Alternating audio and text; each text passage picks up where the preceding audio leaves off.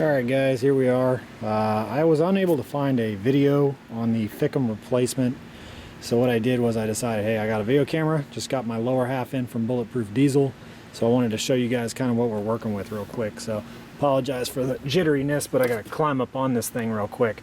So it's pretty easy. What you do first is you've got two hoses here on your coolant thing. You want to detach this and detach this one. What I did is I just put it over here kind of out of the way. Here it is. You don't have to remove your intake, which is great. Working area is kind of confined. So what you do is you kind of get it up out of here. Hang on. Alright, so you just kind of pull on it a little bit, and what it'll do eventually is, hang on, let me set it down.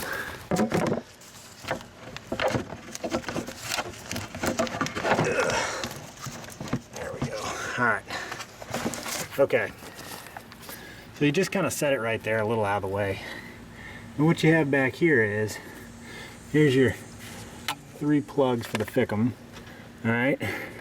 And here's its mounting brackets here. And I wonder if you can see that.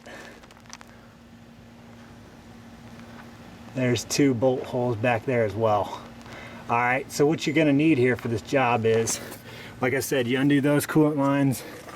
You need a 8 millimeter small ratchet, and also a, here it is. Shit, what is it? It's a 10. Okay, so a 10 millimeter and an 8 millimeter. The bolts in the back of the FICM are a 8 millimeter. And that threw me off because I was using a 10 and I couldn't figure out why. So, all right, here we go. Try to make this as quick as possible, and then I'll pause it and go back to the install phase. All right, so here we go. Here's your Ford stock one. Mine started showing low voltage on startup, and I had some issues with the key on but engine off. So I went ahead and said, you know what, I'm going with those guys, Bulletproof Diesel. So here's your 58 volt, 6 phaser, all right? And it looks like somebody basically splooged in this thing around the resistors here. But here's what I want you to pay attention to right there. You see that little diagram right there? So it says basically VS1, VS2, or 0, open, open. So if you cut them both, it's 48 volts. If you leave them installed, it's 48 volts. So here they are right here. The default is 48 volts. So if I cut VSO 0, it'll be 53 volts. If I cut VS1, it'll be 58 volts. If I cut them both, it goes back to 48 volts. So I got to pick and choose which one I want to use here. I'm going to cut them and set it up and everything. And of course, here's my logic board. So I'm going to put it all back together, and I'll come back here in a minute. But I would like you guys to know that I talked to talked to a guy at Bulletproof, and he said that basically they actually tested this thing with only one good resistor, and it was still showing 48 volts. So that's kind of a comfort thing there. Yeah, it's going to heat up, and he doesn't recommend it, but if you did have 5 fail, it is capable of producing a constant 48 volts on one resistor. So, all right, I'm going to put it back together. We'll come back in a minute. All right, guys, I got it back together. So first things I noticed about this was, so you can see a difference here in the heat dissipating capabilities of the boxes on the bottom there. They're a lot deeper than the Ford ones. So I guess that's how they get rid of all the heat.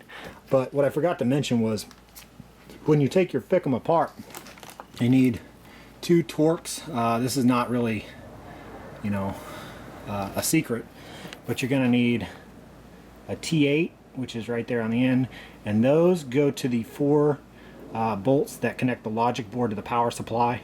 Then you need the T20. So the T20 is all your exterior bolts, and also the plate cover bolts, all right, which you see there. I've already got reconnected back together. All right, so I'm gonna go put this in. I opted for 58 volts. I'm gonna put it in and I'll walk you through it. I guess once I start getting it through it, I'll record where I'm at so you can kind of see it.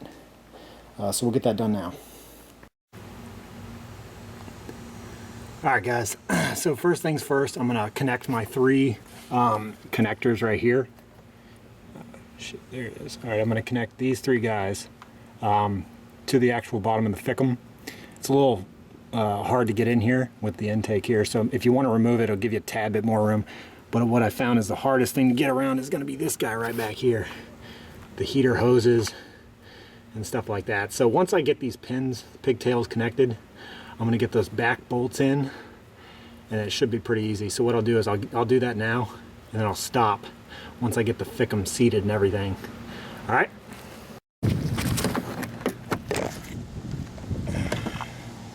All right, guys, we're back. So I got the FICM in now. The bolts in the back I'm about to put in, but I want you to see it.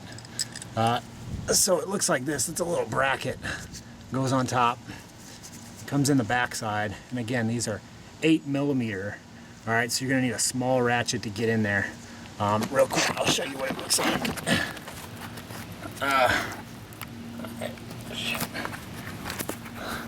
Okay, so I gotta go way back in there.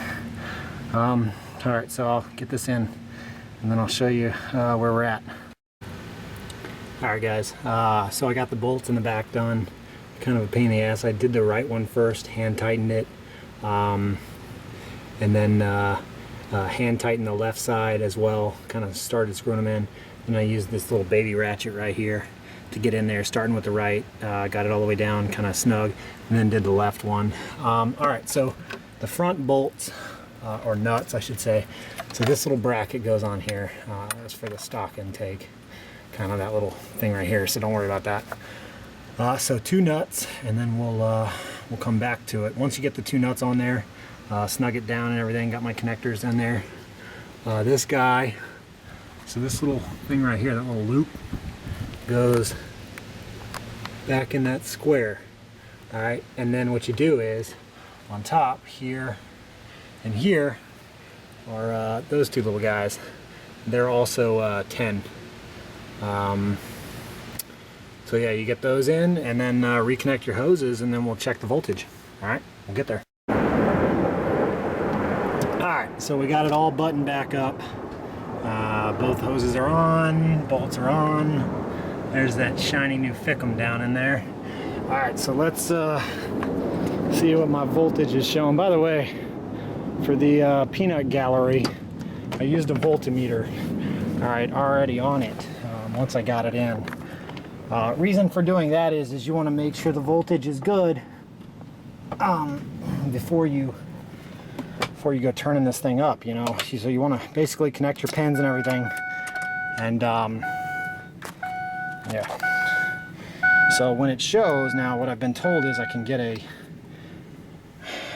a fault or a code basically saying, hey, too much voltage.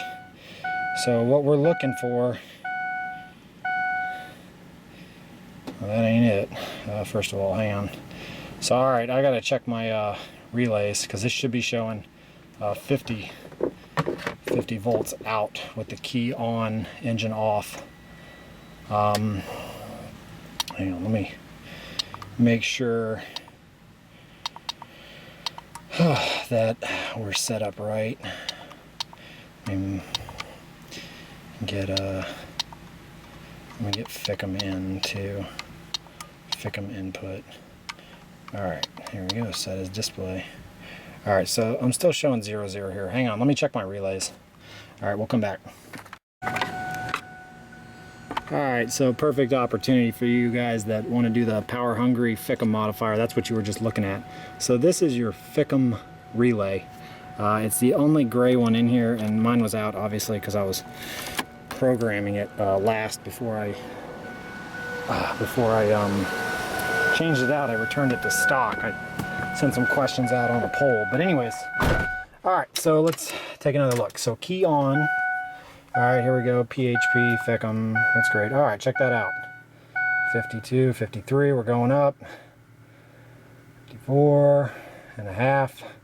And it may stop there, okay, because